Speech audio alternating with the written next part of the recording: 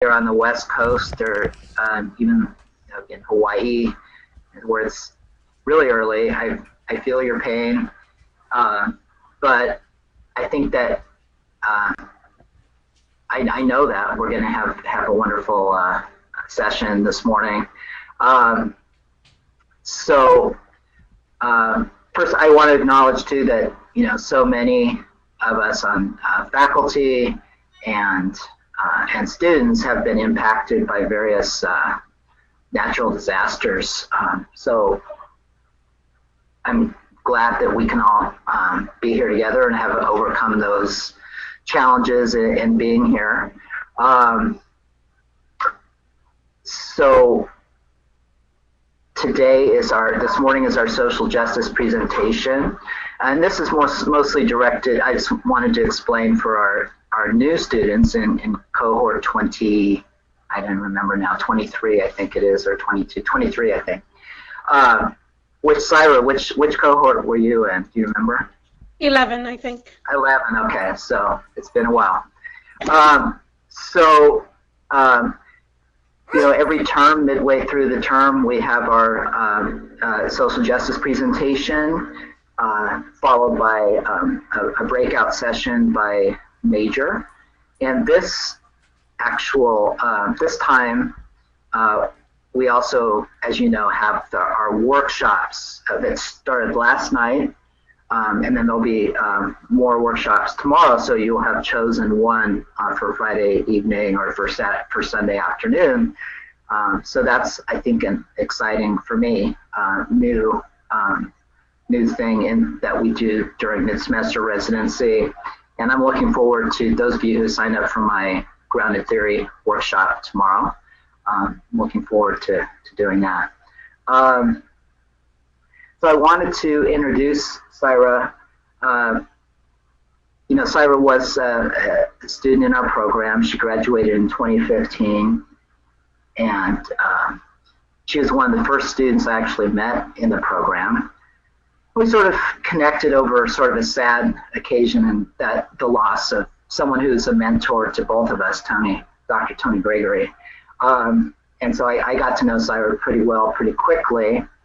And I've always been just very impressed with Syra in terms of her intellectual courage, her willingness to speak truth to power, and just the level of commitment that she has to building community and to social justice. So I'm just thrilled that we have her here as our speaker. Let me just tell you a little bit about her in terms of her professional biography here. She's Syra Pinto has been an organizational development consultant focusing on collaboration development and systems thinking with Third Sector New England's Inclusion Initiative, the Harvard University Civil Rights Project, the Wampanoag Nation of Gayhead at Aquinnah, and John Snow International Inc., a national international public health consulting firm. Syra is a program affiliate at the University of Vermont's Masters of Science in Leadership for Sustainability program. And she is currently Wissington Public Scholars Fellow at the Kettering Foundation. Syra earned her PhD at Union Institute University, a master's in fine arts from Goddard College, and a bachelor's degree from Middlebury College. She is currently the Director of Leadership Education at the Wild Acres Leadership Initiative, a statewide organization building collaborative capacity with individual cross-sector leaders, as well as through regional leadership development programming throughout the state of North Carolina. In addition, she brings circle process to organizations and institutions to encourage culture change, leading to the enactment of inclusion and well-being within organizations, and when organizations partner with communities. So with that, I'd like to, so the procedure is going to be, again, you won't be able to ask questions verbally, but you can certainly, as we go through the presentation, you can type up your questions. They'll be there. I will try to stay on top of that. I think Syra has decided rather than just sort of go straight through the presentation and then answer all questions, she might stop occasionally and just make sure that there aren't any sort of burning questions at that moment. So please feel free to type in your questions as they arise. But some of them we might not get to till after the presentation. So I'll just try to keep those sorted. So, all right, with that, I think that we're ready to move on to Syra's presentation. Thanks for that introduction, Michael. I'm hearing some feedback, and I'm wondering if folks can, yeah, thank you. So really the point of the presentation is just kind of to run you through some of the information I put on the reading that was sent out earlier. I'm really honored to be here today. For me, the process at the union was transformative and extremely affirming. As Michael said, it would be an injustice also to begin without giving due honor to the memory of Dr. Toni Gregory, who actually was the person I followed to the union. I ran into her work through other systems thinking engagements I had, and was very struck by the clarity that she had around understanding that the way that we create organizational structures really is connected to social justice and civil rights, and really trying to bring that conversation into organizational settings and the practice of leadership. So I just want to honor that, and also say that primarily the work that was done throughout my dissertation was a team effort between Dr. Roseanne Kennedy and Dr. Gregory. And then at Dr. Gregory's passing, Carsten and Michael and Nelson all stepped up to kind of help me see the process through in what I believe was a very affirming and supportive environment. And so I just can't thank the three of them enough for their effort to guide me through that last few steps of that process. My process at Union was the end result of a much longer process, seeking to figure out ways to bring added value to the practice of leadership, especially in spaces that may or may not be included in the regular conversation, both in the academy and also out of the academy in terms of regular language people use to understand how they lead and what leadership looks like in organizations and all of that good stuff. So what you're having here in terms of this presentation is just kind of a map, if you will, of what that landscape looks like for me in my practice. And also contextualizing a little bit the ideas generated through my dissertation process. And so what we'll do is I'll walk through each slide, and then I'll pause and ask Michael to step in and see if there's any clarifying questions. And so for the first part of the presentation, as I'm walking through the slides with you, the real focus will be to answer the clarifying questions that may be there. And we're going to leave the actual discussion questions, for the second part of the presentation. So firstly, this idea of enacting praxis, it comes right, the idea of praxis comes right out of the traditional popular education, and it's really a way in which you can talk about the integration between theory and practice. And if I think about the unique value of a union education, for me, has to do with the opportunity to create a solid balance between one and the other. I came in as a practitioner that had a pretty strong foundation in theory, but I needed that foundation to be expanded, and that's exactly what I did at Union. Other folks can come in as theorists with perhaps not such a intentional focus on developing practice, and the flexibility of the program really creates an opportunity to balance that out. I think it's really important as you are in the learning environment and in the learning process that the PhD program offers, that you are aware and that you hear from alumni, you know, at the end result on the other side of that whole series of initiations, if you will, that there is a particular added value. And to me, in my profession, that is the added value, that having the space to both refine my thinking while deepening practice at the same time really, for me, is the hallmark of a union education. And I hope that you're finding that you're being encouraged in that direction as well, and affirmed in that direction as well, which I'm sure you are. I know if Michael and Nelson and other folks have anything to do with that. So the next thing I want to do is show you, you know, I put this together actually for this presentation last night. And it's a map of or you know, visual collage. It's really kind of a map of my immediate network of relationships.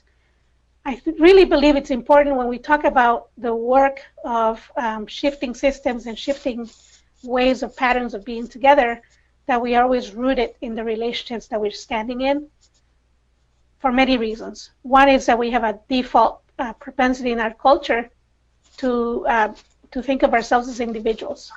And when we are in our learning environments, we're thinking of ourselves and we're measured and assessed as individuals. And I think it's important to see all the connections. I'm sorry, I'm getting some feedback from someplace.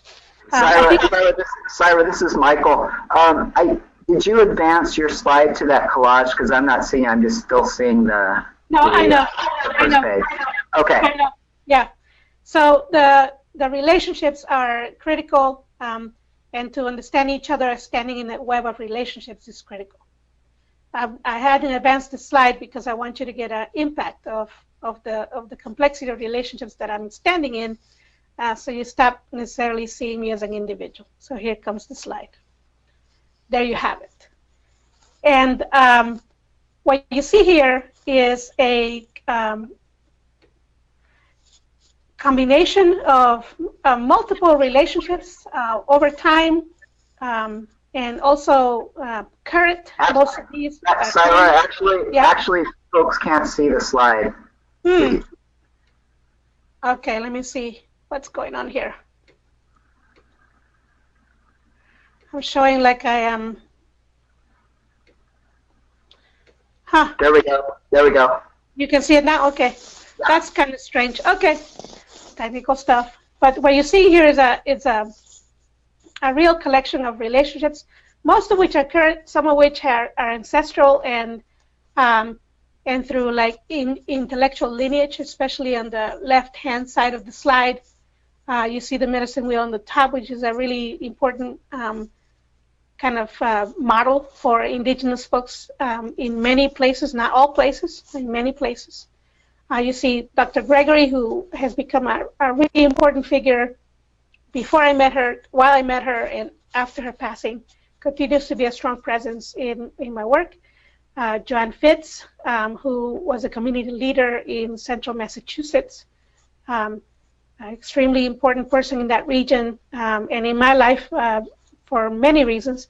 And then on the bottom left hand is Dr. John Mohawk, who in many ways has been a father figure in terms of my thinking and my practice, and then in the way in which I relate to communities on a regular basis.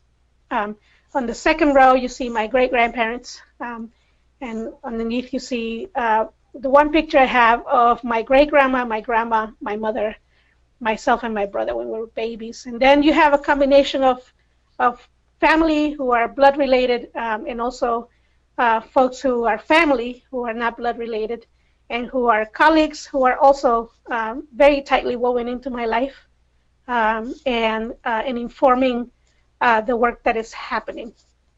And so you see many of these relationships are, decades long worth of effort to build them, and they inform absolutely everything about the about the ways in which I proceeded both intellectually and also in practice. Michael, I don't know if there's any questions already or anything like that, or any comments you'd like to point out before I move on? No, go ahead and move on. Thanks. Okay. So, okay, there you go. In the paper that I sent you all to read up front, I spoke about this idea of the uninstitutionalized. And in our culture, we are so profoundly institutionalizing everything we do, from the way we drive to the way we actually organize our relationships. But that's actually not the experience of every human being on the planet, and it's certainly actually not the experience of everybody in this country. And so one of the aspects of my journey has been to try to understand how you get communities that are not already included or embedded central to the life of institutions, how you actually connect with them, and then how do you actually shift culture that involves them, folks who are uninstitutionalized, but also then creates change within the institutions. And in that effort, I did a project.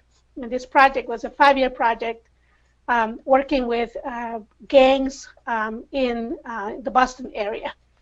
I was lucky enough to be funded, actually, while Dr. Sublette was still at Kellogg, to build an open school for active gang members.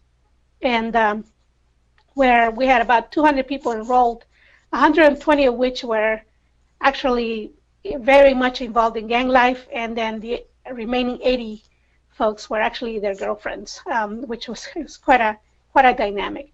In that particular experience, there were 8 separate rival gangs, sometimes rivals, sometimes somewhat friendly, actually sharing space and using equipment and things like that together. And the effort of engaging and sustaining engagement over a long period of time taught me a huge amount about how people arrange their lives who may not necessarily be involved in institutional settings, who may not be desired within institutional settings, and who may have been rejected by institutional settings. And there's a way in which people who have been walked away from our institutions continue, of course, to make sense of their lives and have full lives, and as such then build cultures outside of institutional influence in reaction to, sometimes, to institutional rejection, but also in creative ways, all to support the enactment of their full lives. And what it took for me to engage and to sustain engagement and then to transform structures was a set of rules that are, in some ways I'm using the language very loosely. But one of the first things that I had to get rid of was the idea of merit. That if you somehow do X, Y, and Z as a result of what you do, then you will get X, Y, and Z. Or causality, right? So if you go to school and you get a doctorate, then you, by definition, somehow your life will get better. And that somehow you might deserve things to be better or to be different, or to be exalted or elevated in any way. The idea of merit is very present in our culture, and I would say compulsory. And what it took for me to engage was to let go completely of that idea as actually having any merit at all. And so the release of that expectation and that idea, that sense of certainty, made it possible for me to engage in relationships based on complete mutuality. Because with the uninstitutionalized, there's no power over.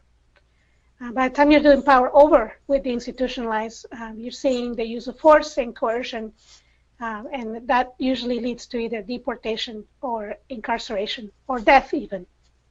And so the pictures I have on the screen are 2 people. I'm uncertain where they are right now as a result of all the changes that have happened since 9/11, who were both involved in the MS-13 gang. One of them is Millie on the top, and the other one's Chaparro on the bottom part. And What it took for me to engage with them was to release entirely this idea of merit and to be focused entirely on the quality of relationship between myself and them individually, and also between myself and their group. And so the idea of that your word is all you got. So that capacity to be in integrity and do what you say you're going to do. To understand that your relationships are your wealth. And to understand that you don't become a leader unless you are recognized as such by the people you're engaging with, which at this point are your peers, based on the way that you model ethics and values. And some of you might say, how does that work in a gang structure, and particularly one as reactionary and violent as the MS-13, which we know after years, we know that the FBI and other groups have really looked at as a dangerous and extremely destructive group of people. You know, the way you rise in the structures has to do with the alignment that you display between the general code of ethics and the general code of behavior that people follow. Because we do, even the uninstitutionalized, seek to create some kind of structure for making sense of each other and making sense of one's contribution to community and making sense of what is right and what's wrong.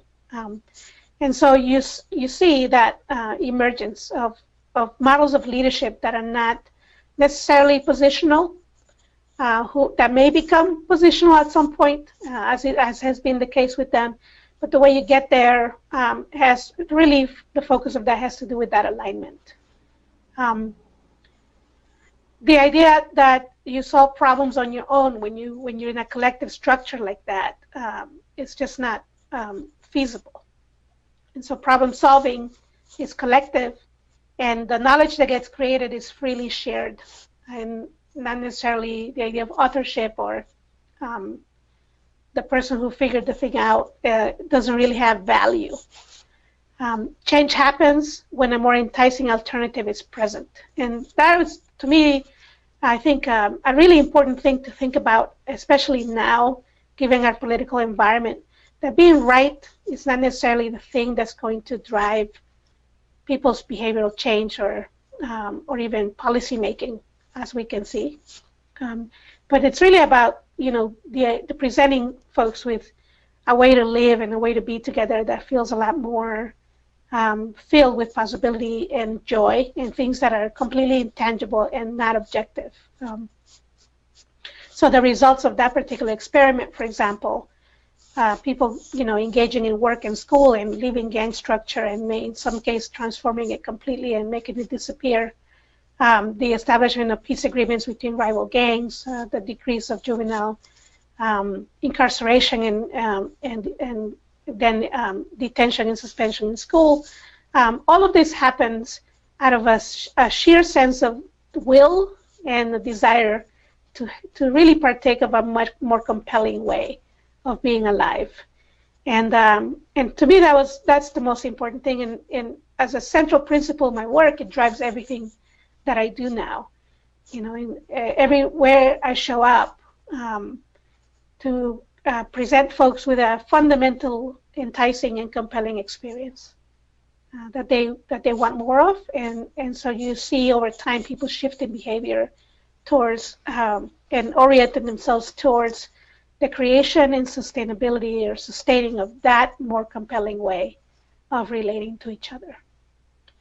And then to accept fundamentally, the last piece here is to accept fundamentally that the rules, that there's no such thing as rules, really, that when you live in a complex environment, that in many ways you are at the mercy of that environment, and that you may not always see or be in control of the things that will come at you. But what you can do is to be in acceptance of the environment that you're in and to be related to it and connected to it to such an extent that you can make sense of things as they arise, as opposed to because you projected a structure that should work all the time. So that's kind of my observation in terms of that landscape. at the end of that process, I began to do work with systems and really try to understand, well, if that's what it takes to kind of engage the uninstitutionalized, how do you actually go about changing institutions and then working across sectors to change institutions is a pretty complex kind of situation. So I took on another 5-year project to do that, to try to understand those processes. And at the end of it all, I found out, of course, that human beings will create structures that make sense regardless of the institutional environments. And sometimes these can happen with somewhat freely, as is the case of folks who are not engaged in institutions.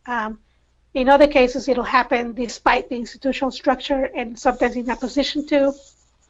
Most of the times, it's happening subtly and out of the view of the formal way in which we do relationship and arrangement of power and control within institutions. But fundamentally, we are relational, and regardless of the institutional settings we're in, we're always going to find our way into that kind of relational stance. And I know that from an academic perspective, it's problematic for me to say things like always, or we, for that matter. And from that practical stance, it's important to hold both possibilities to be equally of merit. One is, the idea that who are we? There's no such thing as a we per se, and there's no real certainty in always, because we don't always behave the same way. And at the same time, this paradox of we are collectively a species with certain predilections around connection, and that's also more often true than not. So really, to hold both capacities and both perspectives always present at the same time in the practice is really important. So I'm going to stop here with this slide. I'm going to check in with you, Michael, and see if there's any questions that have come through or comments. Yes, I do have one question I'm going to read to you from Gus Otto, who's in our ECL program. And yep. He wrote, as you think about the lack of merit or its non-existence, I think of the term a colleague of mine introduced me to invisibility or invisibility syndrome. How might you relate your work to this notion? I haven't heard that notion before, and so I don't really know how to respond to that. I mean, I obviously understand what invisibility means. I don't know what invisibility syndrome means, so maybe you can say more about that or share about that, and maybe I can answer that. Maybe we can do that later on in the discussion. I would love to learn what that means. Yeah, I'll just look out for it. Gus will probably maybe he'll type more in, okay. And then we'll get back to that. Okay. But otherwise, you can go ahead and move. Okay. Great. So all of those experiences, I told you about 2 projects, 10 years of my life, really thinking through how you build change and change capacity and engage the people who are not in the room, and even engage the people who are in the room but might not be fully engaged while they're in the room. And so in the process of trying to figure out what the right dissertation would be, to try to capture all of this, that firstly the journey after my initial round of formal schooling to go back into a setting that most people are trying to leave, and then stay there for a long time and watch and observe and also act, all of the things together. Part of what drove me to Tony's work really was her focus on not only grounded theory, but the idea of grounded action, and then her focus within that research practice into organizational settings and how these things play out, in particular when it comes to issues of difference, and in particular when it comes to issues of race. And then the shift from that to think about what does leadership look like, given those dynamics and then the conversations around people like Nelson Mandela and Malcolm X and other folks who were able in their leadership to keep expanding their place of interest and compassion beyond their immediate condition of life, to really keep expanding and reach out to other people and other experiences where there may have been suffering, but that require that they also then decenter their own life and their own agendas to include other people's. That's a pretty subtle, at face value, it looks pretty upfront, so you care about, you ask to be cared for, so you care about others. But there's a lot more subtlety there and the process of real constant expansion. So that is all the things that brought me, the conversation with Integral and all that brought me to Toni. When she and I were discussing what would be the right added value that I could bring for a dissertation, I remember this conversation like it happened yesterday. She said, so you've done, she had looked at all of my work, both professionally and academically, and we looked at the choices that people had to write dissertations, and we realized that really the place where I had the most learning to do was around the articulation of theory. That there was an imbalance there in my work, in my path up to that point. And so she wanted me to really spend my time developing that capacity and also bringing out into the world some of the ways in which I've been thinking about these processes of change that she believed would be of added value to anybody trying to do social justice work or academic work that was seeking to support social justice as a practice and as an outcome. And so this initial frame here is the fundamental theoretical idea that underpins my dissertation, and that actually has been critical throughout all of my work. We can really, and I've had this propensity to be completely fixated on the type of organizational structure that I'm trying to impact, and to see myself as an actor within the structure, and structure somehow living outside of myself. And the challenge really when you do systems thinking work is to keep refining ways to illustrate how the institution lives in us, and how we live in the institution, in that iterative process of social reproduction that also involves in institutional reproduction. And so when I look at this particular triangle, I think of this as the fundamental structure of Western culture, where you have macro political organizations operating in ways that profoundly impact the rest of the pyramid, but you see a narrowed kind of level of participation at that level. Only some people get to call those shots and be in those rooms. And they've gotten there through a very subtle and somewhat logical, mostly not logical process that is driven by this idea of merit to an extent, except that then you also have the practice of privilege, right? And so those two things kind of coexisting in some ways, being at odds with each other. And then you have in political science this accepted idea that you have a macro political level and you have a micro political level. And the micro political level is really meant to capture the rest of human political activity beyond the macro level, and really crafted around the idea of organizational participation, all the way from the neighborhood participation in organizations to nonprofits, to institutions like universities, etc. The issue that I found when I gave up the idea that people just didn't care about things that were happening to the oppressed, or folks who were who have been relentlessly and purposely, in many ways, left out of institutional life, was that I couldn't make sense as to why it was so hard for folks who were involved, even at the neighborhood level of organization, like the Neighborhood Watch, to understand and connect with those that were just standing right outside that initial very thin sliver of an organizational life. What happens in that place where we go from needing to create something like a neighborhood watch to protect ourselves in our community in many ways, that's why people do it, to then not being able to see the needs and the experiences and the yearnings and the desires of folks who are standing outside of that structure. And very thin structure, we're not talking like, huge 501c3 and federal funding apparatus. We're talking about a neighborhood watch organization.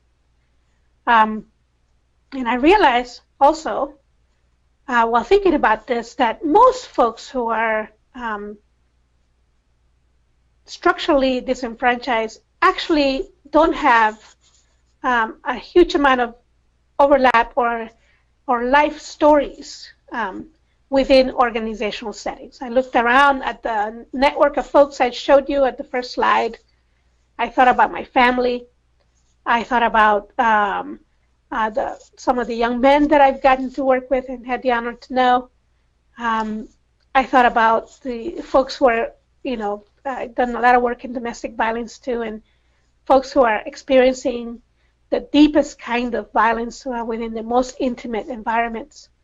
And what those processes of engagement and connection look like. And I realized that we were missing an entire other layer of understanding within this culture about what political activity means and where it happens. And that for most of the people that I've worked with and known, that their political lives were happening outside even the neighborhood level organization. And so I added a layer called nanopolitics. And the way that I define nanopolitics, and there's been some conversation, there's like 2 other definitions of nanopolitics. One of them has to do with embodiment, which is also part of, my understanding, etc. What was missing was an articulation of nanopolitics as relational, and really thinking about every interaction a human has with other humans, with other species, with nature, as fundamentally being political. And so that's kind of like the first step towards building that kind of theoretical framework that I was able to put together while at Union. Within nanopolitics, the idea of love, and I'm not talking love as a feeling, but actually love as a practice, and love politics as the enactment of a practice that Bell Hooks calls a love ethic, and which she defines as a valuing and nurturing of human life. And so love politics for me is fundamental at the nano level. And the nano level, you can see, is foundational to the entire structure of political activity. So it's happening all the time, even within macro and micro organizations. And this is how I was able to finally account for what seemed to me like the use of privilege when people, they appoint people because they know them, and the idea you have to know somebody to get something, or to get to a place in an organization or institution, or to be upwardly mobile. It helped me make sense of why that happens, and to really kind of take it out of the place of judgment and reaction, and that I had it in as somebody who has been largely pushed out of institutions, but to really accept it as a feature of what it means to be human, that we will always try to do things in relationship, through relationship, and to just accept that that's also a function of love. So I ran into different definitions of love within the field. One of them comes from Hart and Negri, which talks about a type of good love versus bad love, and I'm seeing that now in the field of leadership with Adam Cahane's new book on love and the role of love in leadership and organizational change. This immediate need to create a dichotomy between good and bad love, and so I turn to Humberto Maturana, who understands love as as a neutral force within our evolutionary impulse that just is, as opposed to to ascribe it some kind of value judgment of good versus bad. So I'm trying to also kind of challenge this this idea of this dichotomy that's quickly emerging in the articulation of love, and to think about love politics simply as the enactment of a love ethic, period. And to understand that, and I was actually in preparation for this morning, I was doing dishes earlier, and I was realizing that when we say good love versus bad love, that's like saying, you know, there's good baseball versus bad baseball. Baseball is what it is, and you're either good at it or you're not. You know, there's no such thing as good love or bad love. I think you're either good at love or you're not. And you know, the answer is not to be saying I'm not going to do love. The answer is to say I'm going to try to get better at this love thing, and work on that. You know, and that's where that balance between intellectual engagement and actual practice is really important, is to keep that that kind of understanding. So I'm going to check in and see if there's any clarifying questions at this point. Sarah, I think the questions that we have are, I think they're better for discussion toward the end once we get through the presentation. Great. So I'll go ahead. And so there was, you know, obviously the next question is, well, what exactly do love politics look like? And what does that mean when it comes to how we engage? And especially at the nano level, what does that look like? I mean, in organizations, we have, you know, ways to arrange ourselves in the way that power flows and all that. But what does it look like when you are in the relational kind of flow of things? What does that process look like? And so I started looking at, you know, some of the core functions of community. One of them has to do with creative engagement, creating new things, doing new things. One of them has to do with how we create knowledge, because we all do, and that's just part of what it means to be, I believe, what it means to be human. And granted, not all of us are scholars, so I also don't want to be essentialist, right? So I'm walking this path.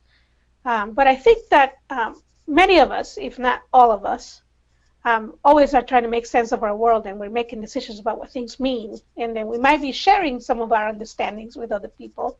So in some ways, you know, intellectualism is part of the human condition. How we lead, all cultures across all time have had leadership functions. Now they don't all look the same way, and this was an argument that I had with Roseanne Kennedy for pretty much 3 years, actually. What is leadership really within the context of human experience? You know, I'm happy to report that I won the argument that leadership should be studied on its own, because it is actually its own human function, and furthermore that it's that it's part of how we reproduce culture. Yeah, so that was a hard fight that I did win. I just want to have that on record. And then the last one has to do with how is it then that we enact and reproduce the things we want in a community. And so the language that you see here on the right is kind of the language that I was able to articulate through the process of the dissertation. And before that, through the coursework, actually. I did a lot of the initial explorations around each of these ideas through the coursework years there. So this idea of the creative counterculture, counterconduct, comes right out of Foucault and the idea of counterconduct. He has got 4 different ideas, you know, about it. In my mind, they're all very reactionary and didn't really fully articulate what I was able to observe. And so creative counterconduct is my answer, my addition, my proposed addition anyway to that, is the idea of creativity as the result of our evolutionary impetus to engage in creative processes, to create, which are deeply rooted in relationships between individuals and between ourselves and our environment. We make choices to engage in these processes, and the result of those choices is the dynamic of cultural conservation and evolution. So I have a picture here of Ife Franklin, who is an artist that I deeply respect in Boston. African-American woman from the South, went to the School of Fine Arts in Boston and stayed there. And what she is doing is fascinating. She is replicating slave cabins. And to tell the story and to kind of create a three-dimensional experience of what it might have been to be relegated to living conditions in the slave cabin. What she's interested in doing is telling a story of not only survival, but also a story that that accounts for how is it that Black folks in this country, despite our, I would say sometimes reactive embrace of Maslow's hierarchy of needs, despite the lack of the most fundamental things, managed to change the whole country. They managed to change the Constitution without the capacity to vote. Have managed to change culture and deeply enrich our experience of joy through music and technology. I mean, everywhere in our culture is the mark of the presence of Black folks. And what she does is she takes cotton, which is kind of a loaded, I would say, plant in the history of Blackness in this country, and indigo, which is a really important dye in the history of Black folks, both here and in Africa. And she creates fabric through a dire, which is a traditional African way of making fabric. And she wraps these cabins in this fabric. She builds the cabins with a team of people from the community, both Black and white and others. And then she helps them also create the fabric.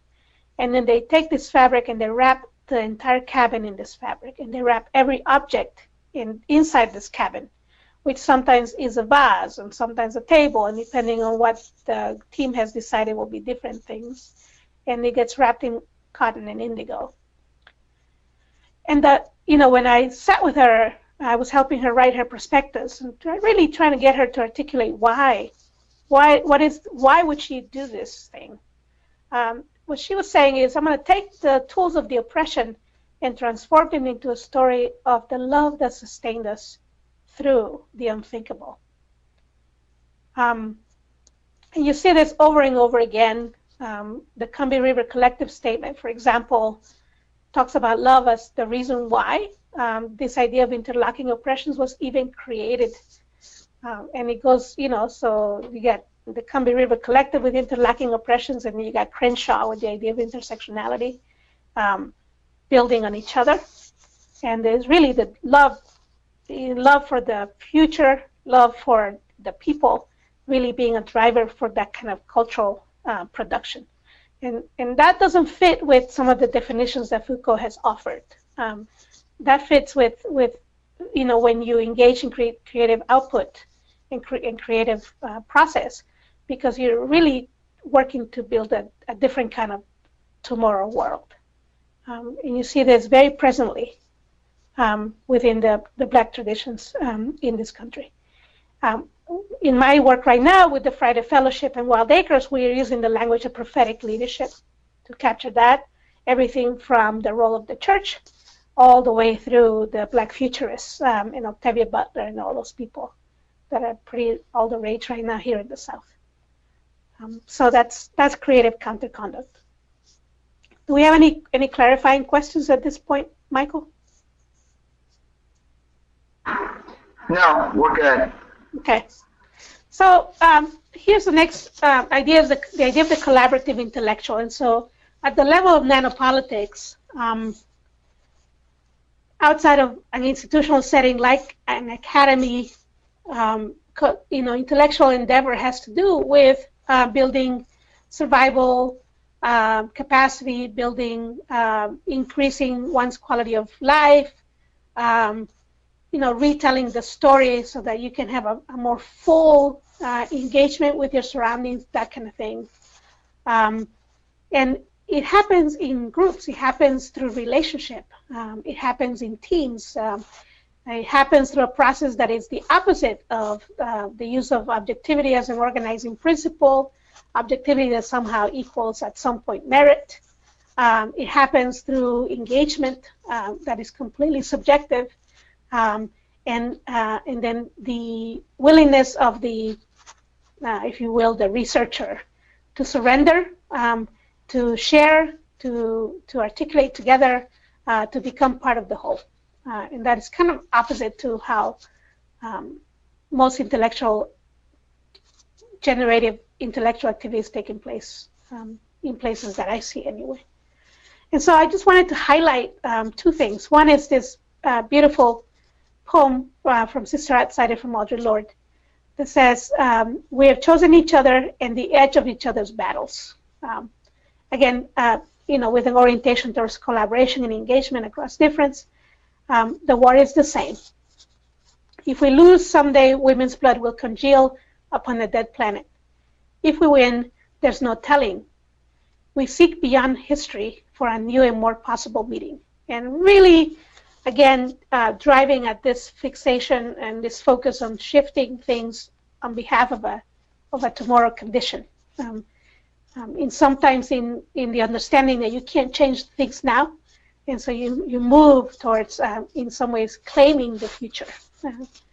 And so I have the picture here of Dr. Carolyn Finney, who's my colleague and who is my co-lead for the Friday Fellowship, who, when she was working on her dissertation at Clark, found a partner in a community activist, and really began to examine the relation between Black folks and the environment, and wrote a book called White Spaces, Black Faces.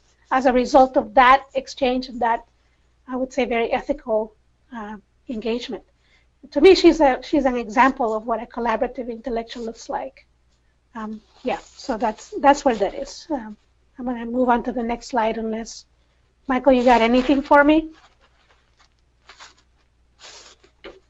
Okay. No. Okay, so the next piece really had to do with, okay, so if that's what academic and intellectual, I shouldn't say academic, if that's what intellectual production looks like within the nanopolitical realm, what exactly does leadership look like? And I have a picture here of my teacher and somebody who I just treasure so much, whose name is Harold Gattensby, and he's Tlingit, lives up in the Yukon Territories in Canada. And this is his canoe, and the lake that he lives on, doing the things he does every day, which at that point was digging up a net that thankfully was filled with salmon. So the definition that I propose is that this kind of leadership that happens at that level in our experience of political activity, it's really happens through the enactment of love politics. And again, if you're very good at love, you're probably going to be an indigenous leader. And if you're not so good at it, you're probably not going to be so good as a leader. It's based on the intellectual, again, it builds on these other dynamics that I've described, like collaborative intellectual development or intellectual production, and really focused on conserving and further evolving ideas of community and the organizational structures that have made sense for folks that may not be participating or engaged in Western institutions, and even for folks who are engaged in Western institutions. And this idea of going home, for example, when you need to go home or you need to go be with your people, you're really seeking to partake of the ways in which people build community that may feel more affirming fundamentally to your value system, to yourself as a human being, and in relationship to nature. So, you know, this going back and forth between a life in the institution and a life at so-called home has to do with interacting with those structures. The outcomes of, and I identify in my dissertation Harold and John Mohawk as probably the two men who have been the most central in helping me shape an understanding of what leadership looks like, or what it should look like. For Harold, really in the community building process of Circle, which I still do to this day. In John's case, really as a man who was always trying to tell the stories of traditionalism from an indigenous standpoint, but to do it in the most modern ways, you know, and for that to happen without any sense of conflict around one way or the other. And so to have being in the multimedia environment with him in the mid and late 90s, as the person doing most of the visual work for those experiences, to really understand that we don't have to be at odds necessarily with technology. We need to be critical of our relationship with technology, that we can remain traditionalists without necessarily being disconnected from evolving trends in the mainstream culture as well as our own cultures. I believe that indigenous leadership, the flexibility that comes from that, also the discipline of presence, and the connection with what is being generated outside of institutions, these are critical pieces to a much larger, what I believe is an ontological intervention that actually can lead to further sustainable social change. So that's kind of my little proposal around leadership. And the last piece, here's a student from Naropa University. I had a conference where they kind of were using this quote about, you know, honoring our ancestors from our indigenous perspective. You know, this combination of the grieving, which is important, and you know, the criticality comes into that, the acknowledgement of the loss and the violence and all of that, but also, and with equal abandon and measure, the dreaming and the imagining of the next place I will go to, because fundamentally we are still standing here. And John would say that regardless of our story, regardless of the loss, regardless of the brutality that we've experienced through those losses, that we're still in the same boat and headed into the same future collectively. And so it's all of our work really to figure out where we're going and what we're doing. And so here's a little quote from Oren Lyons. You know, what leadership and what is the condition of awareness in a community that should be there is responsibility for everything that surrounds us, animals, trees, fish, water, to have responsibility for land, all the insects and everything that's there.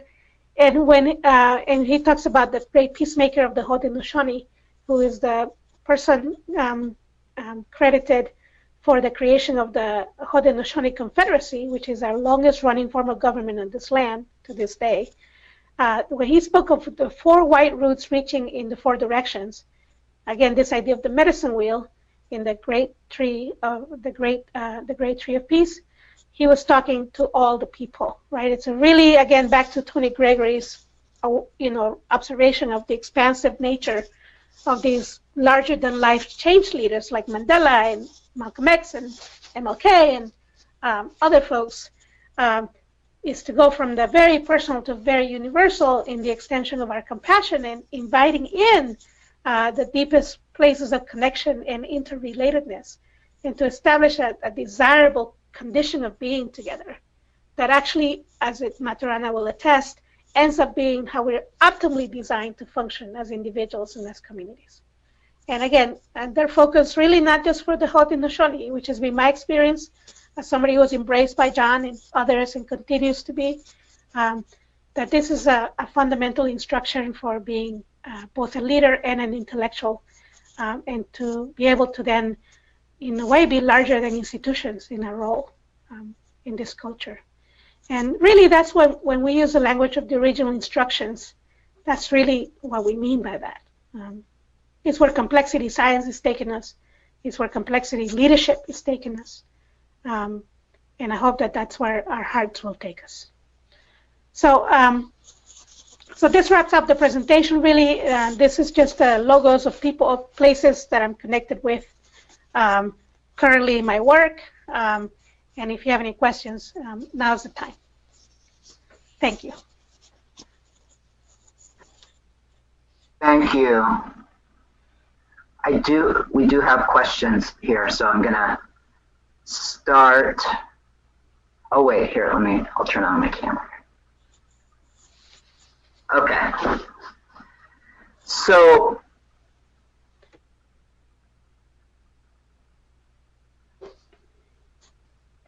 I'm gonna start with Kim Barber has a question, and it is, how do you think the current nanopolitics within the U.S. will impact the future macro politics of the world? And I guess I sort of had a similar question in terms, but not taking it all the way from the level of nano all the way to macro, but like that interaction between the nano and the micro politics. I think as an educator, I'm thinking of an institution of schools and how and to what extent they can be more influenced by the nanopolitics of the students and the families who are within the schools, and if you've sort of seen any of that kind of influence sort of move up that pyramid. Yeah, I mean, I would say that in terms of the nanopolitics from the nano to the macro, that's why folks are so desperately trying to control the impact of demographic changes across the country. We have some structures that we're very attached to. We saw that in Massachusetts, for example, with Deval Patrick's election before Obama became president. The Democratic machinery in Massachusetts had a particular formula, and they were projecting into the future a particular rate of engagement in voting from particular populations. And in 5 or less than 10 years' time, the entire ground level shifted in Massachusetts, and so folks were gentrified out of Boston and moved to the western regions and doubled or tripled the population of Latinos sometimes in some of those places. And when Deval Patrick ran, part of the gift of his playbook was that he very quickly learned that the landscape of politics in smaller towns outside of the greater Boston had shifted directly as a result of those migrations west, and he was able to tap into that immediately. And so when push came to shove for voting, and again, we're talking about, there were 2 Democrats up for governor, I think, at that particular election. He won by a landslide, and he won because there was an invisible voting force that had not been taken into account by mainstream Democratic operatives who were very much following a formula and projecting into the future who the governor was going to be next. And I think at that point was Martha Coakley who ran, and she lost horribly because Latinos and African Americans turned out in droves to vote for a man that many people would have thought would have been impossible for him to become governor. And as you know, the Obama playbook came from the Deval Patrick playbook, and Obama hired a lot of the same people who Deval Patrick had hired to run his campaign. And so that was a clear example of how the nano impacts all the way to the macro. I mean, we end up with President Obama in 2008, who wins an unlikely election because of those fundamental fundamental shift in that rule book as a result of the Patrick election. So that's an immediate example of that. In terms of schools, I've been doing a lot of work with schools. One of the logos that I have up there is the Holyoke, Massachusetts Public Schools. Circle process to me is a central tool because it creates ways for that nanopolitical aspect to express itself, whether you're within the institution or outside the institution. In Holyoke, I've been doing work with them for going on 4 years now.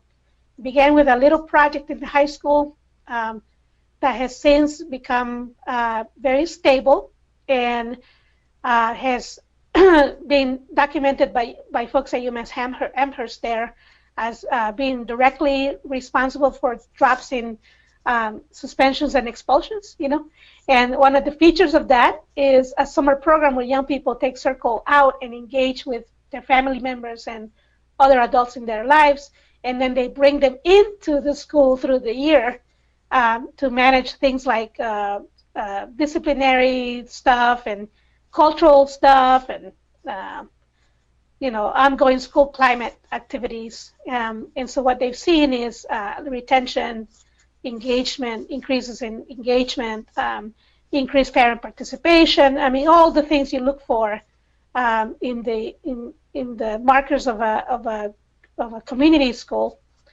you find there through that process. I'm excited now because next month I'm going to hold you twice in 1 month.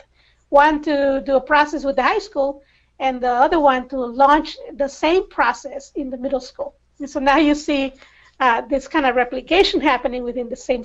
I'm so excited I can't even say, because you see that replication happening from one developmental stage to another developmental stage, and we could end up with a city that graduates young people for whom circle is a central part of being in school, in which means that the nanopolitical aspects of their experience can live freely within the classroom setting, and where the nanopolitical aspects of their experience will inform the way that culture is built institutionally through those schools.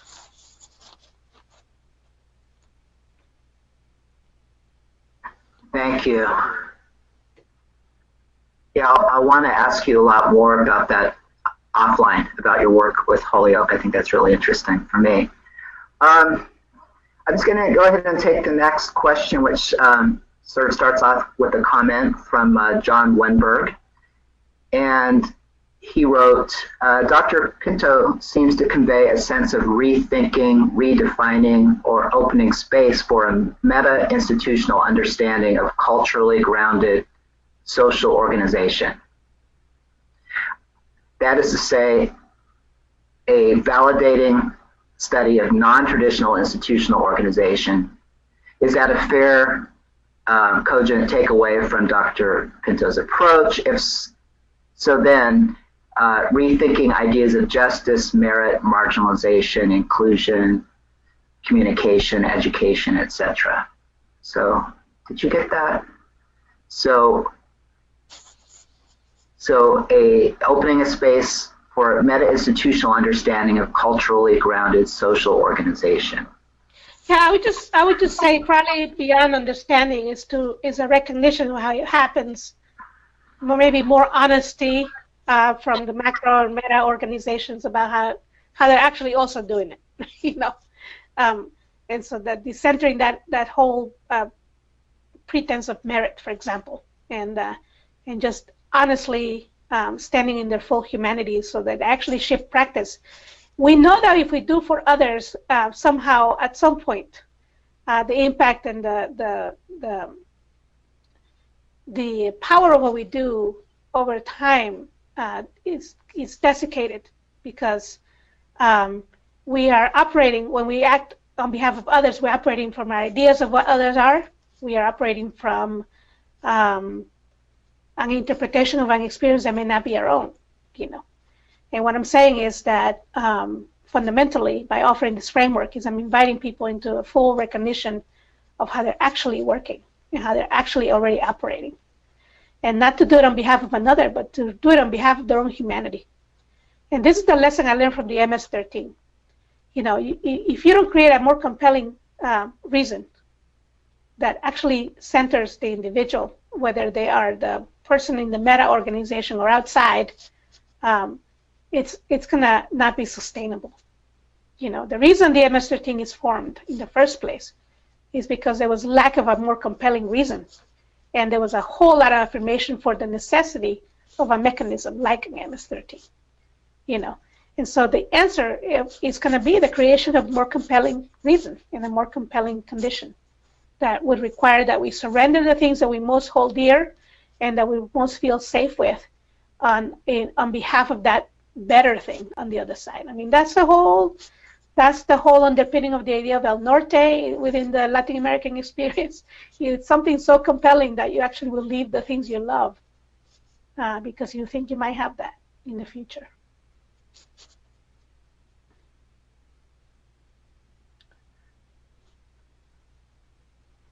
Okay, so the next question is from Lester McCorn. And he asks, how do you see these ideas of love politics and indigenous leadership relate to what you know about the Black Lives Matter movement? It is very focused on decentralized grassroots indigenous leadership, which confronts the forces of Western dehumanization. That's a loaded question. This is where I may depart from a lot of where people are and there's in terms of their comfort. I think we have a real crisis of ethics and values in our social change movements. And we have a misconception of leadership as in, and people can say all the things.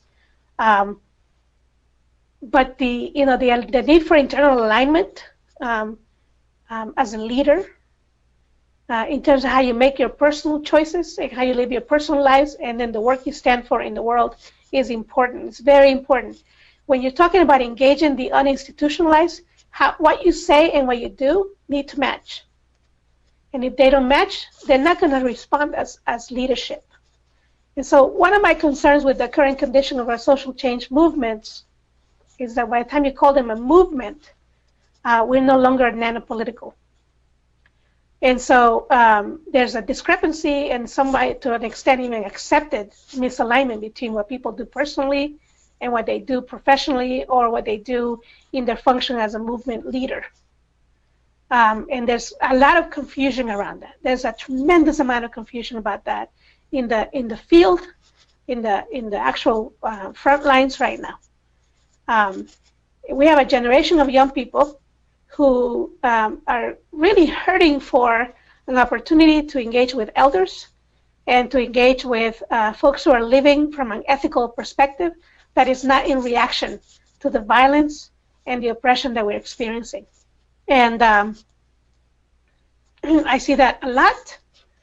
And so I don't think of Black Lives Matter as a movement, as a nanopolitical movement. I don't. I think some of the revolutions that have happened in the Middle East began as nanopolitical movements, but they because of the structures of power, have been kind of co-opted, in many ways. I don't necessarily right now see a nanopolitical movement in the United States. I think if we were to say that there's a movement,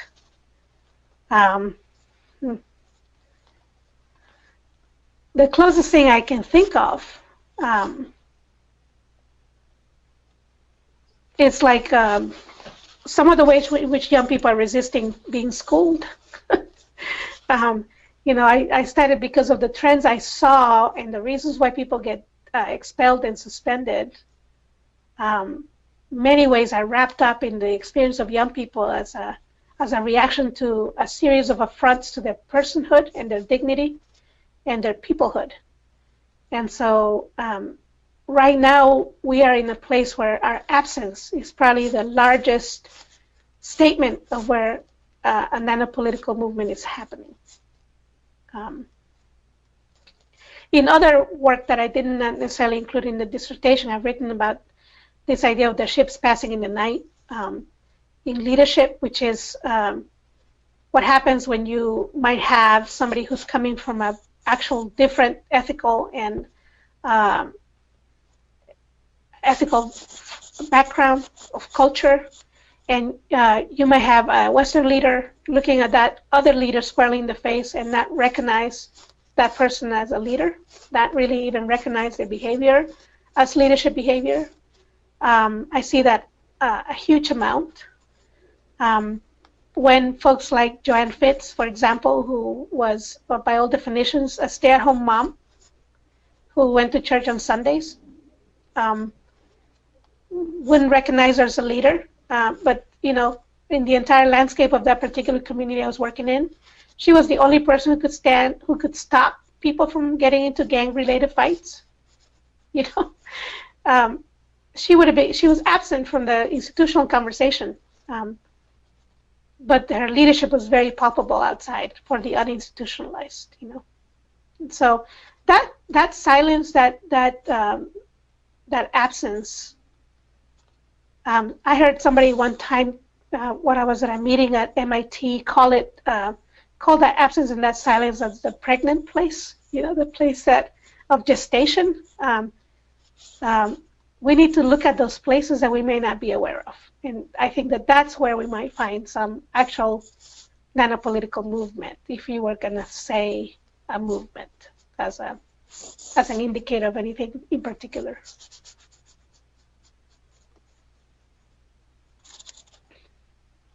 Thank you. Okay, let's just move to the next question from Robert Ratliff. Can you relate some practical examples of the sort of love you are talking about and practices that will allow people to get better at them? It's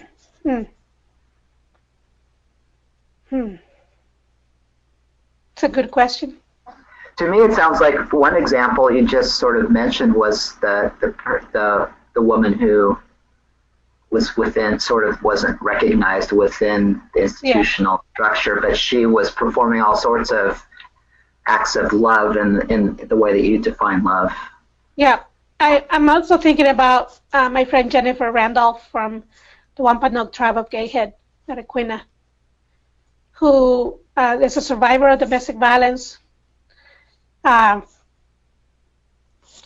from the abuse and went back to live on Aquinnah, which is what people call Martha's Vineyard, and was concerned about the lack of conversation around the impact of domestic violence in her tribal community, and went to try to have a conversation with the tribal government. And basically had to demonstrate need before there was actually a program. Right? And so she's doing all this for free, She's negotiating all of the relationships. She managed to put a survey together. She couldn't afford to bring a scholar into the door to do it, so she does it, and she gets this data. Again, it would not be kosher in our institutional settings to do that. She does that. She demonstrates the need. She convinces the tribal council that they should reroute money to open up a space for survivors to be in. And then they assign a housing, their housing project for that.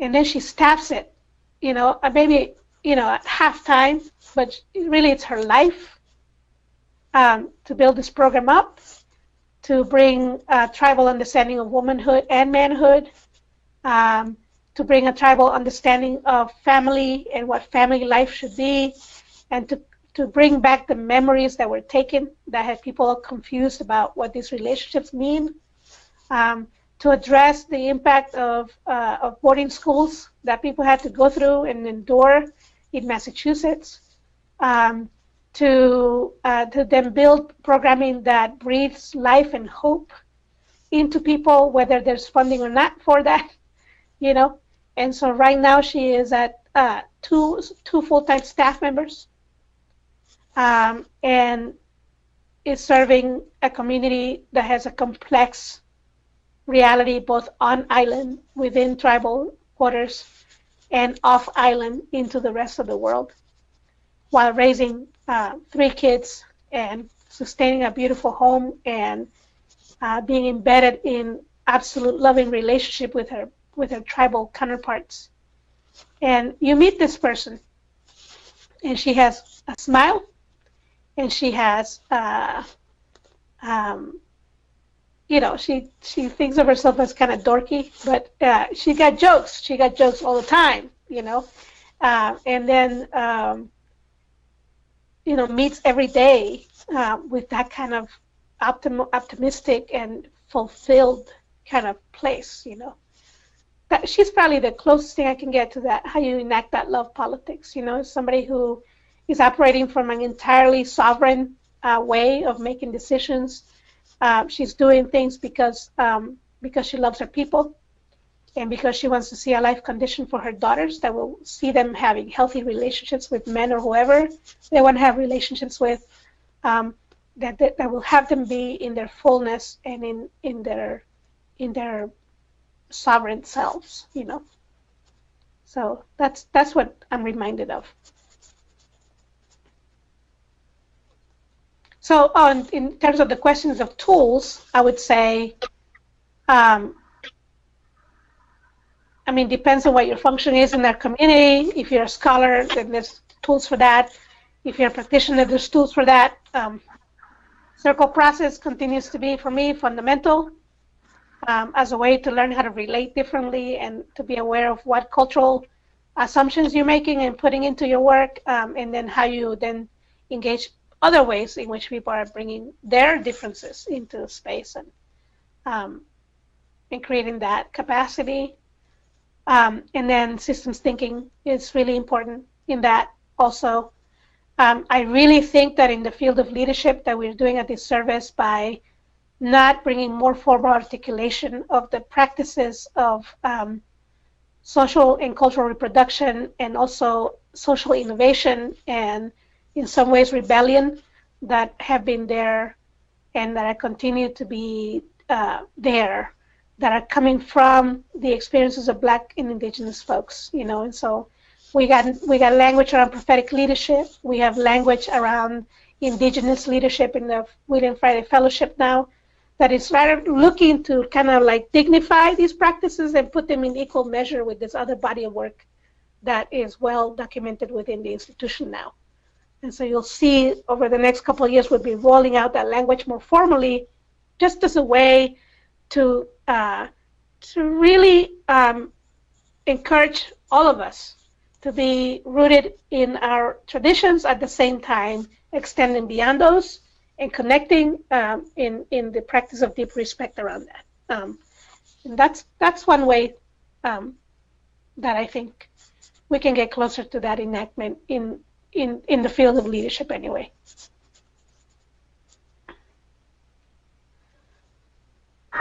Okay. I'm going to move on to a question from someone you probably know because she was in cohort 12, Cynthia Beasley. Hey, Cynthia. So she says, thank you for your wonderful presentation.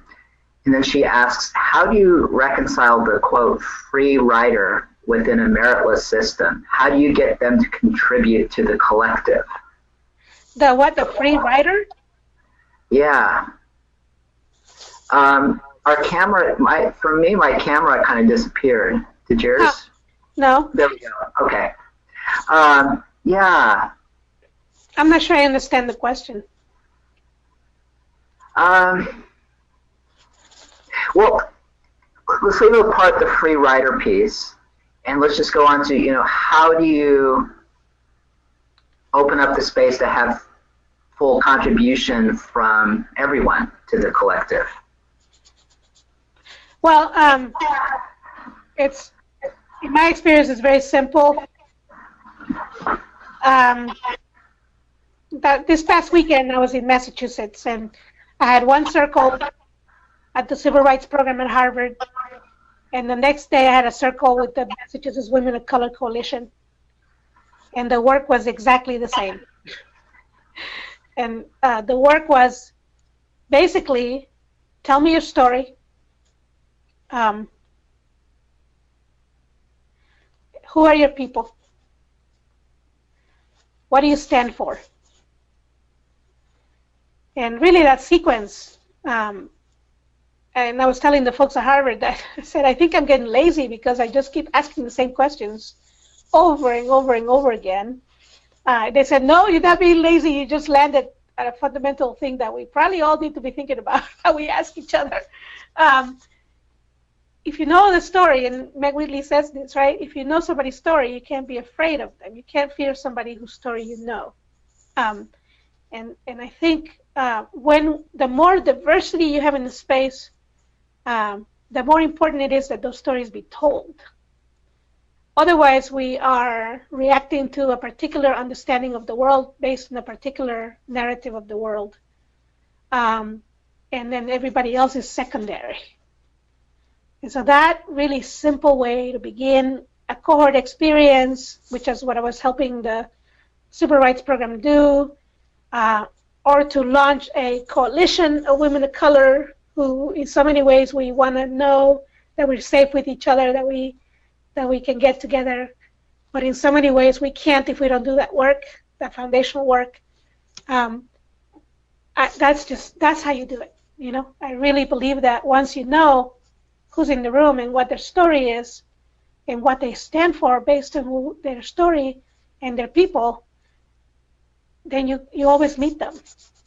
You know, you may not always agree, but you know they're human, and you know they're probably a lot more like you than that, and you just know.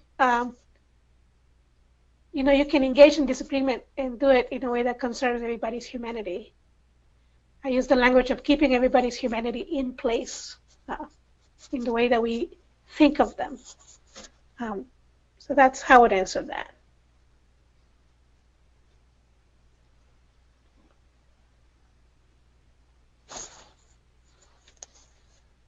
So earlier in your presentation, you indicated you had worked with the MS-13 in Boston. Did any of the members who decided to leave gang life experience punishment by the gangs? And then the second question, also from Alan Carter, in retrospect, were these programs self-sustaining after you moved to the next project?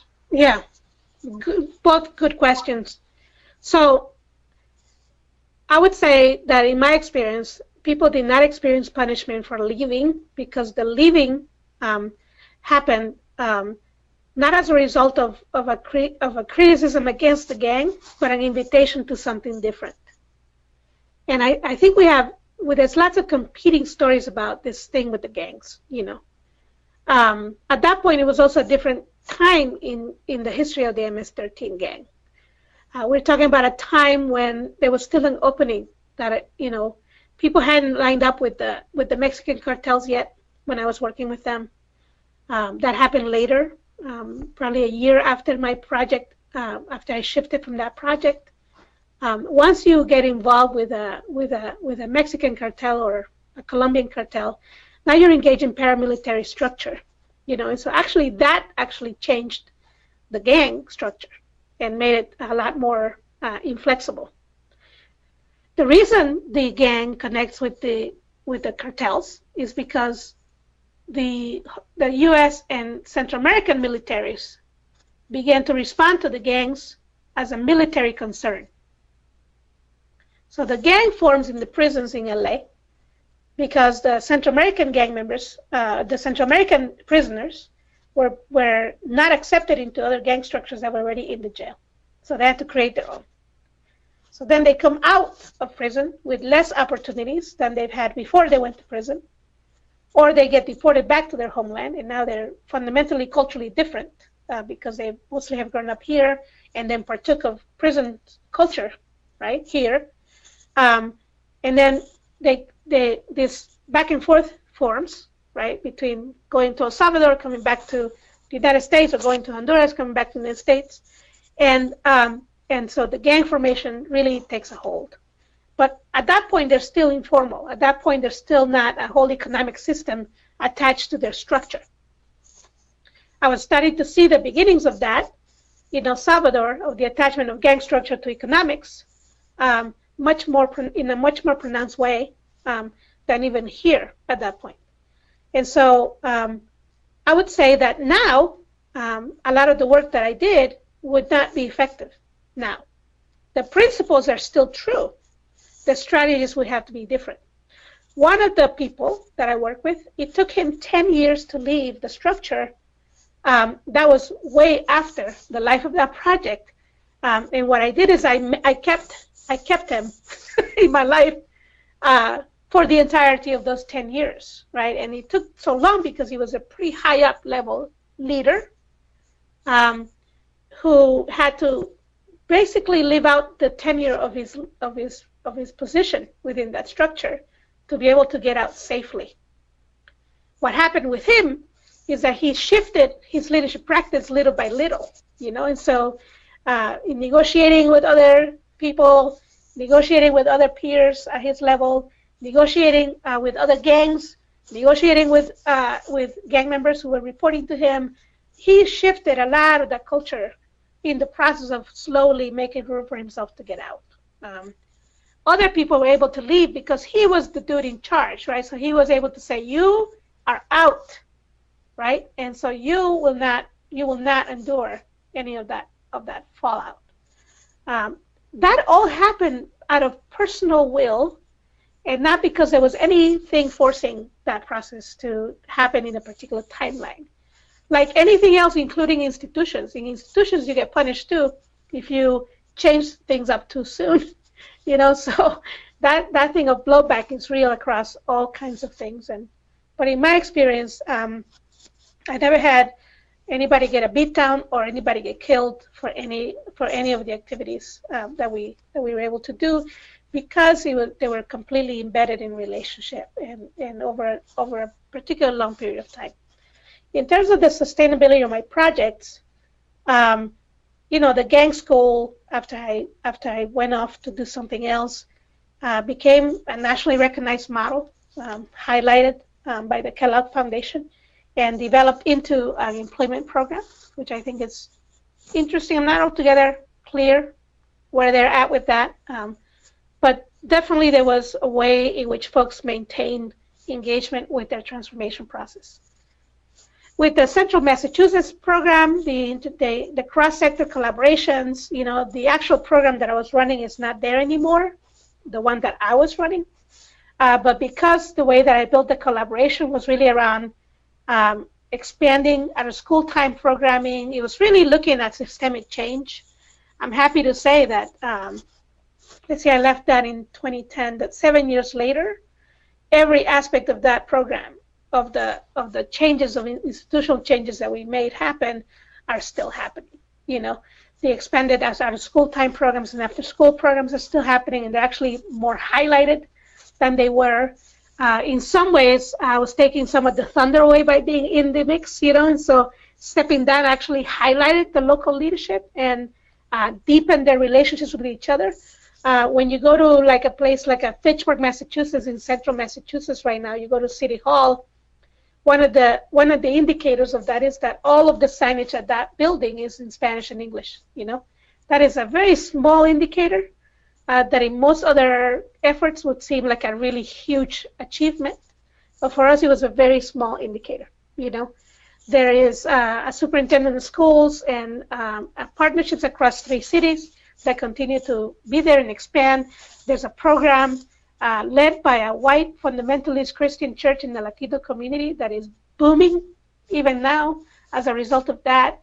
The regional AME church has expanded its programming into social service delivery as a result of all of that. And so that continues to live on even to this day. So some of the work I've done in domestic violence continues, and so I feel very good about where that is.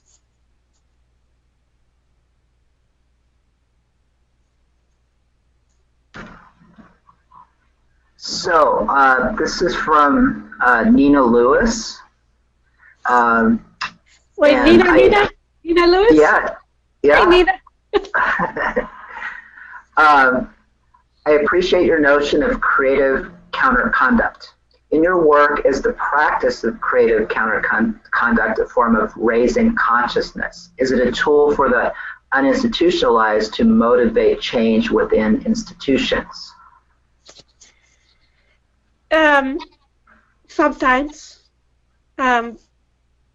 Many of the people that like Aviva Franklin, for example, for a long time has been shunned by the artist community in Boston for many reasons. One of them is that her medium is, for many people, being misconstrued as craft only, not art. So that whole thing about what is art. Others, because as a queer person, as a lesbian artist, she's been shunned by folks who don't feel necessarily that there's value that comes in that experience in community. And so she has done most of her work offline. A lot of it has been focused on exposing young people to different ways of relating to art production, refining her own craft, making sense of her own life through her craft. So if you look at Aoife's work, when I met her back in 1994, and you see it now, there is an undeniable refinement that has happened. That has it's really a statement of how she's made choices towards that refinement, and she has created a life that engages what comes in the door of her heart, right, into that production. And so it took her a long time to even come up with the idea of the what she calls the Indigo Project. For a long time, she had to get her affairs in order within herself to be able to then bring something out in service to the community. She's not motivated because she wants to change the establishment of art or or try to bring justice to what people, this pervasive way in which communities of color that engage in our production are left out of our history and our criticism because of this idea of craft versus art. She doesn't have the space to be concerned with that. She's completely focused on bringing into the world a new story and a new narrative, and she's doing it on behalf of the people she cares about, which is primarily the ones that are not here yet and the young ones that are here now. And then she engages her community because she also knows that in order for there to be potency around her, the narratives that she's bringing in, that it takes collaboration to be able to really engage as many people as possible that she's concerned about in that shared experience. There are some people who begin like she has and move to an understanding of the need to change institutions, and so they begin to focus their energies on that process. For the nanopolitical practitioners, that's a choice. It's not necessarily an immediate reactive necessity. They're driven by and you see this in all great artists actually, this capacity to leave the current condition and the current concerns and take a leap into a different place and bring us all there with them. That is actually kind of what makes art, right? It's our transcendence. At that level, it's not always tied to institutional change. Yeah.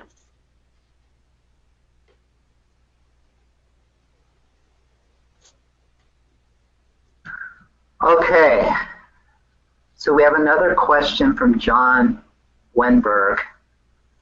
John, you're going to test my eyesight. It's a very long. Let me see if I can see this. Okay. So regarding macro, micro, nanopolitics, Dr. Pinto seems to present nanopolitics as an inherently local, cultural, political process. Okay, so I want you to think about that for a second. Love politics, or love as the enacting or initiating ground of political practice, as opposed to the possible anarchy that could result from a lack of formal macro political structure in society. Following? Can you see the questions? Let me see. Who was the question from? from John Wenberg. It should be the very top question because I've been sort of getting through the questions as we answer them. Okay.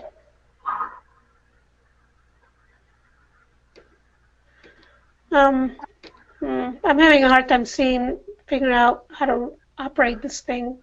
Okay, well that's okay. So here, let me ask you again. Okay. So go ahead. So I'm going to start over again here. So you're presenting nanopolitics as an inherently local, cultural, political process. Let me just let's frame that as a question first. So is that the case?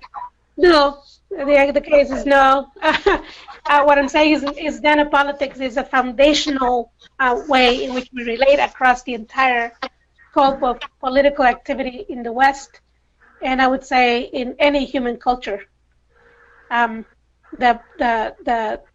model that I have here offers how it fits within the understanding of political activity in the West.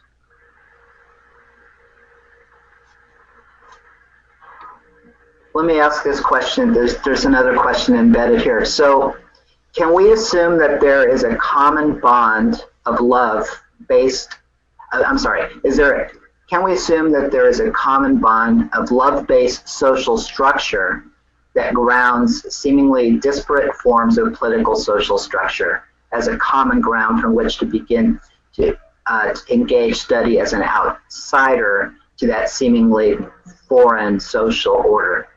Do we have access to what we seem not to be a part of already? If you look at Maturana's work, Maturana makes a claim that love is a permanent, pervasive condition of humanity.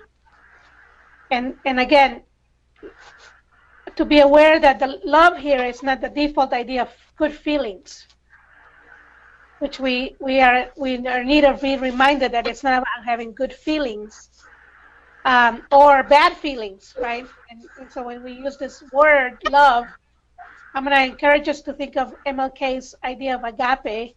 I think that's how you say it, of the larger expression of love towards the whole of humanity and even beyond humanity, right?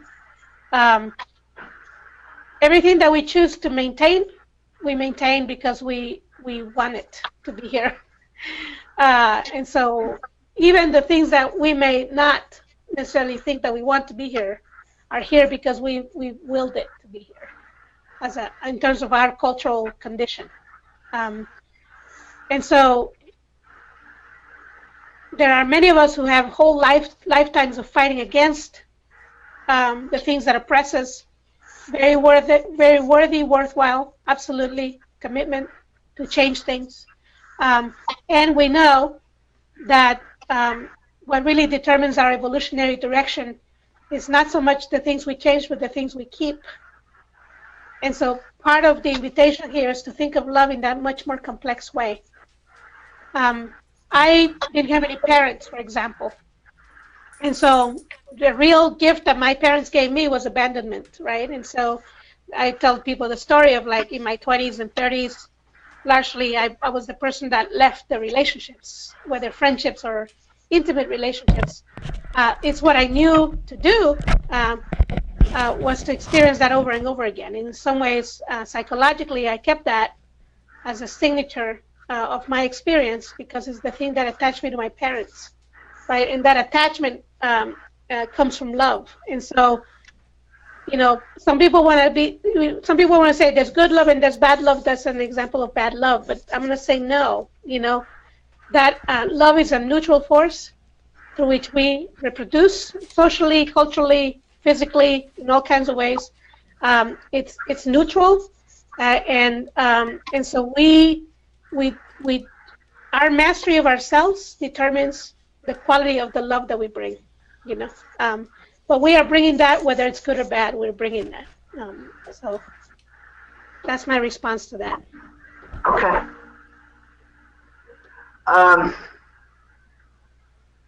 Let me move on to Deirdre Huff's question. Can you speak about your observations of the application of love politics in the communities that you work with? Yeah, I mean, I work in all kinds, as you can see, just from this little bit. I'm in highly institutionalized environments, and then not so much. And in all levels, I'm watching people make choices based on their need to affirm humanity, and take on, and particularly in places like Vermont or Harvard or the fellowship or the school system or the domestic violence organization Transition House. I'm seeing folks really build tension within the organizational structures to build kind of the capacity to affirm and encourage the decision-making that happens out of the enactment of that love ethic. You know, they're the ones that are having the toughest time with that, the people in the institutions, you know. The uninstitutionalized already live in that environment. They're already moving in accordance to their need to affirm their own sense of a value and the own value of their lives, you know, and so that's actually a lot easier to see at the nanopolitical level than it is to fully appreciate within more institutionalized micro and macro environments. But it's happening across all of these places. And sometimes to the detriment even of the people who are trying to bring that more humane condition into their working environments.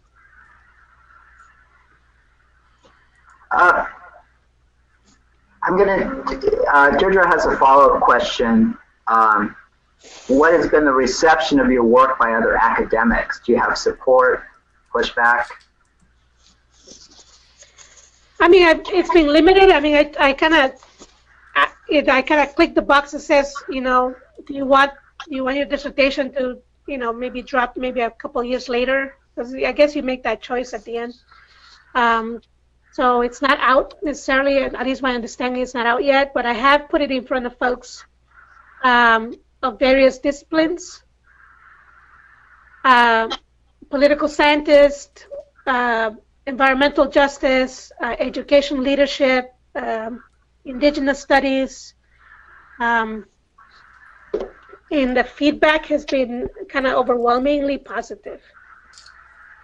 One person in particular who's a political scientist, who's an education reform activist in Boston, very seasoned person, was the founder of the School of Human Services at Springfield College, for example, told me that after she read the dissertation, she had been grappling with some of these questions for a while, and she felt that she got unstuck, that she could move now differently than she was able to move beforehand. And that was before my defense. So it's been about a couple of years now, and she's still very clear that it really has helped her move differently as an activist, as an activist scholar. At the University of Vermont, they teach nanopolitics as part of the master's program now.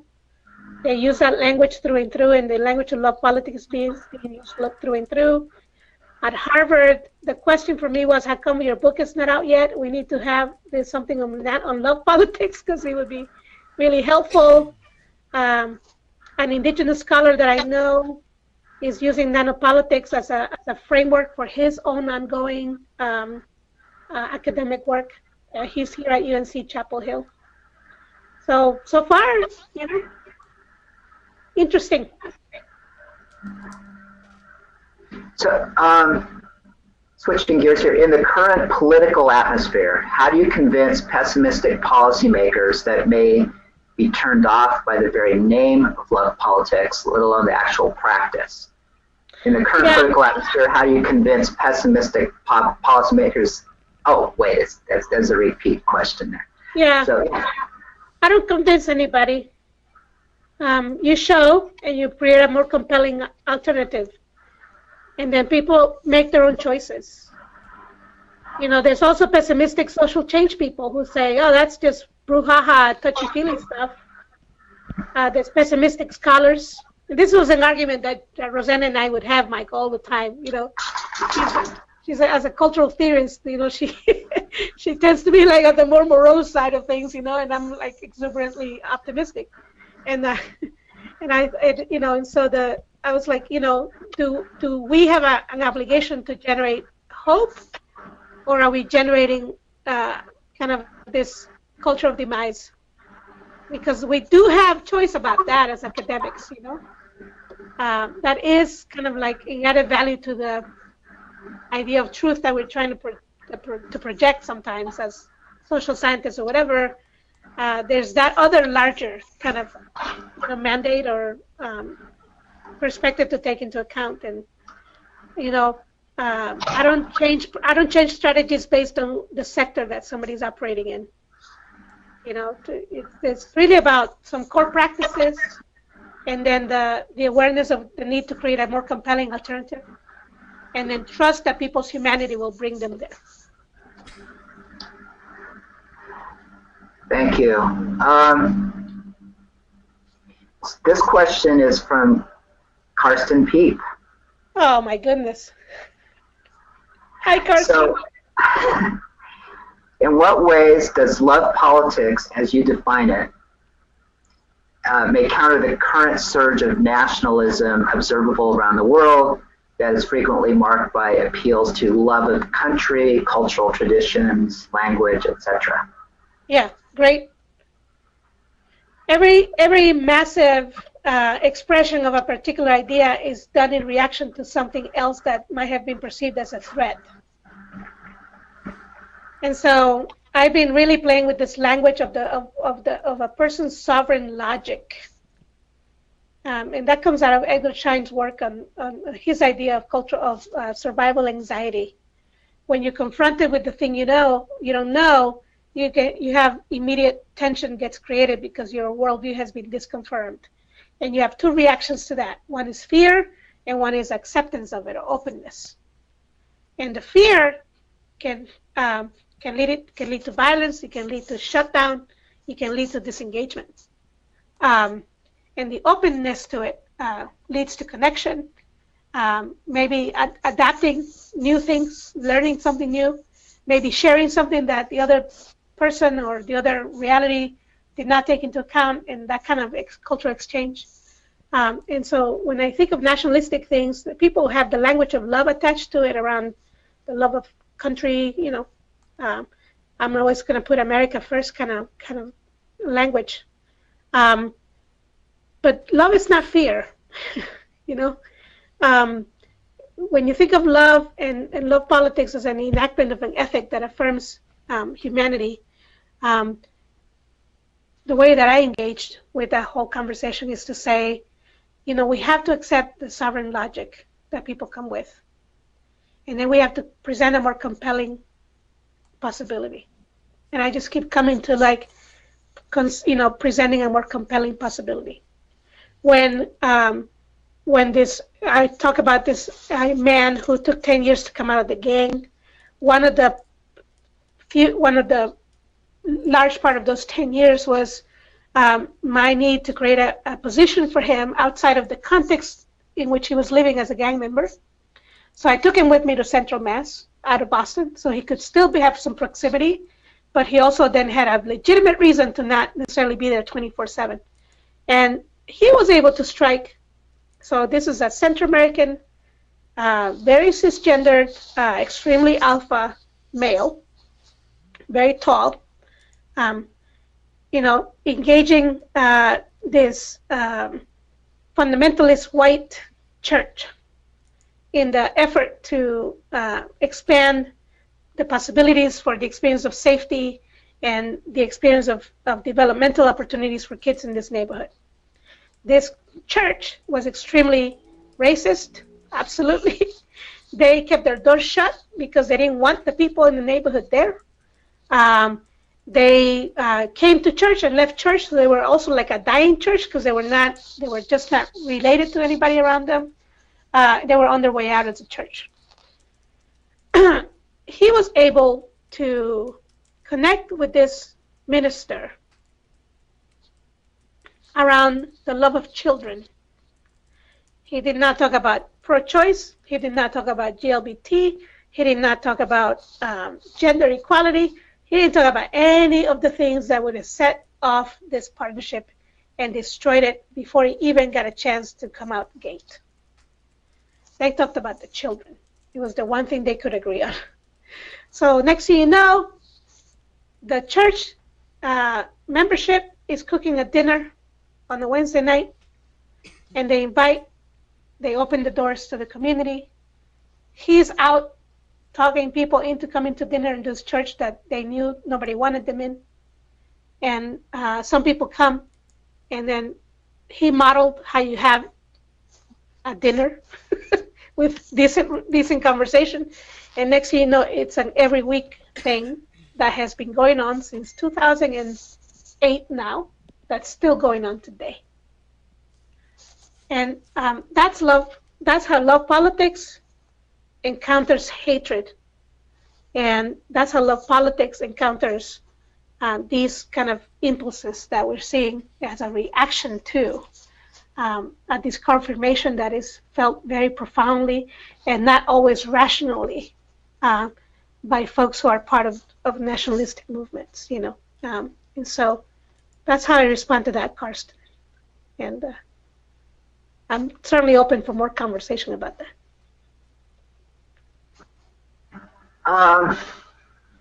So I just want to be mindful that we've got about 5 minutes left, and so I probably won't get to every question, but we're going to try. So this isn't really a question, but I just want to let you know that Susan Siegel, who is one of our affiliate faculty, lives in Amherst and has worked in Springfield Public Schools, and she's hoping to continue conversation with you. Great. And then Nina Grayson says, have you experienced institutional and social resistance to introducing and establishing nanopolitics and love ethics within organizations and communities where it does not exist? Well, no, because it exists in all communities and in all institutions. I mean, it's when you understand the framework and you then kind of like Maturana did with biology. He like turned the eye of biology towards the human condition, and he was like, "Oh, look at us, we're just another species," and he began to make observations.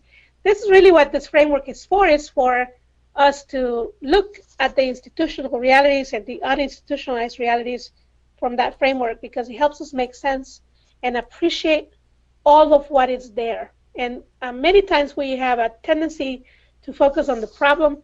And again, and this is the John McKnight shift, right? It's like, oh no, let's look at assets. We have language of assets. But what I'm saying is, look at what's being given. Look at where we're putting our energy, and you'll see that in every institution there are people who are connected to that, who have approached or responded to this idea of survival anxiety by opening, and not by being driven by fear. We react always to like the clamping down that sometimes happens in institutions, but there's a whole story about the opening. In the stretching into the unknown, and the stretching into the places, and seeking out relationship that is happening in ways that are unrecognized already within the institutions, simply because there are human beings in them. There are human beings in these things we call institutions, and we have a necessity for connection. As much as we want to say, well, there's sociopaths and psychopaths and whatever, we're talking about, the largest, most significant experience of humanity is always trying to seek connections. And so wherever that's happening, you're going to see nanopolitics at play.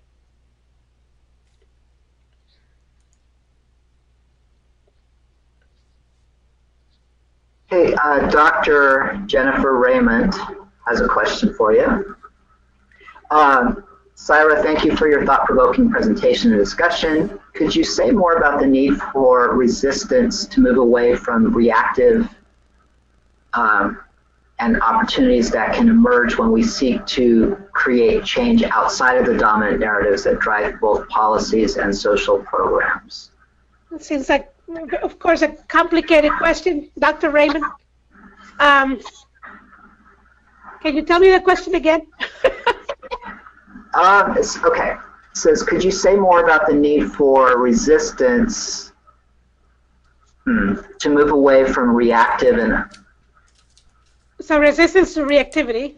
Yeah, and opportunities that can emerge when we seek to create change outside of the dominant narratives that drive both policies and social programs. Yeah, absolutely. So you can't resist reactivity. Right, that's the first departure. There's no, in my practice, there's just no resistance. Just to surrender the idea of resistance as somehow a useful use of energy, and to focus on the enactment of sovereignty, and then to encourage the enactment of other people's sovereignty, the invitation. Again, this idea of presenting the more compelling alternative of a condition of relationship, and the conditions of collaboration and community building. When you do that, you really begin to unearth, and not because it's not there, but unearth it in terms of clarifying our capacity to be present with the larger story.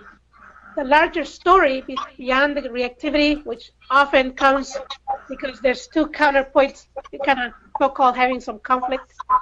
The larger story is what happens in the middle, where most of the people are, sitting in very complex, paradoxical places and acting out of that place anyhow.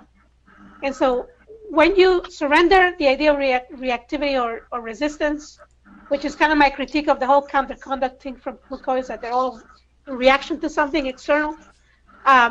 When you're coming from that creative place, when you're enacting your sovereignty, you have a less of a propensity to focus on the ends of, the two perceived opposing ends. Actually, you begin to see them as intertwining, connected, and then you see, for example, that you're missing out 3/4 of the picture, and that in that 3/4 of the picture are new innovations, new approaches, more complex enactments, or what Maturana calls it, more complex happenings, that you actually can think about, engage with, and maybe expand even more to move things in an entirely different direction than in reaction to one end or the other.